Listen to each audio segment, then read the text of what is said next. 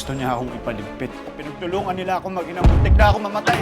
Sabihin mo yung totoo, tigilan mo na tong pagsisinungaling mo. Nang matutulog na sila Rose at Sandra ay tinanong ng dalaga kung okay lang ang mami niya dahil sickly ang itsura niya. Kinakaya naman ni Rose na magpanggap na okay lang siya pero ang totoo ay halos hindi na niya makayanan ang sakit ng ulo niya. Habang sa pag-uwi ni Vanji ay nagulat siya nang sinira ang kandado ng bahay nila na halatang may nakapasok kaya agad-agad niyang pinuntahan ang mga kapitbahay nila kung may nakita silang pumasok sa bahay nila dahil nilooban siya. Tinawanan pa siya ng mga kapitbahay nila na walang nanakawin sa kanila na kinainis ni Vanji, sabay sinabihan niya silang tumawag sila ng pulis kaya sinabi nilang baka siya ang dadamputin nila kung may dumating na pulis na kinagulat ni Vanji. Giniit nilang trending ang anak niya dahil may patong ang ulo niya na 10 milyon na si Matt mismo ang nag-file, sabay sinabi nilang ilabas na niya si Renz para maghati-hati sila sa 10 milyon na reward na hinamon pa siyang makisama si Vanji dahil tinulungan nilang makapagpiyansa para makalaya siya na kailangan niyang bumawi sa kanila. Kaya mas nagalit si Vanji na sinabi niyang buong gabi niyang hinanap si Renz na hindi niya alam kung saan siya pumunta.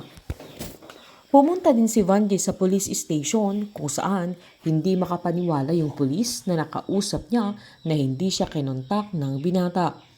Nanindigan siyang hindi niya alam kung asaan si Renz pero giniit naman ng pulis na siya lang ang malalapitan ng anak niya.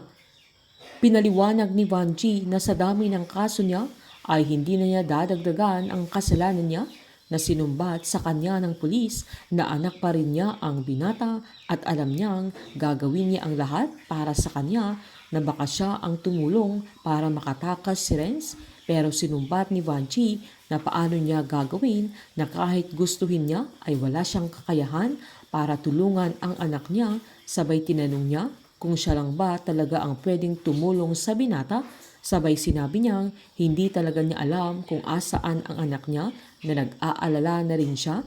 At dahil sa sobrang galit niya ay sumugod siya sa bahay ni Matt na kahit sinitsita siya ng guard na bawal siyang pumasok na sinisigaw pa niyang harapin siya ni Matt. Paglabas nila Matt at Christina ay sinumbat ni Vanji na bakit magbibigay sila ng 10 million sa makakahanap sa anak niya na lahat ng tao ay hahantingin siya na baka saktan pa siya. Galit na sinabi ni Matt na hindi niya hayaang pag-alagala si Renz at hindi rin niya hayaang makalapit siya kay Sandra at Rose, sabay sinabihan si Vanji na kung concern siya sa anak niya ay mas concern siya sa kanyang magina. Hinamon pa ni Christina si Vanji na kung may information siya para mahuli ang anak niya ay ibibigay sa kanya ang 10 milyon pero sinabi ni Matt na gagawin niyang 20 milyon na kinagulat ni Christina.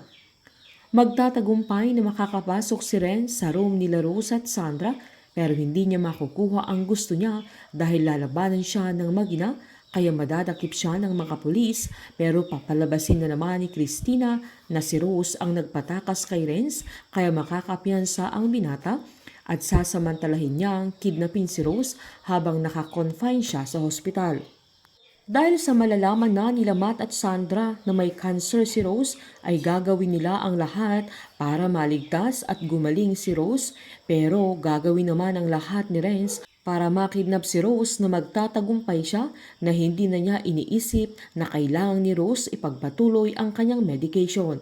Painit ng painit ang mga tagpo, sabay-sabay po nating subaybayan ang advance episode at ang nalalapit na pagtatapos ng Unbreak My Heart dito po sa aking channel. Patuloy lamang po manood at mag-subscribe para ma-update po kayo sa mga susunod na episode.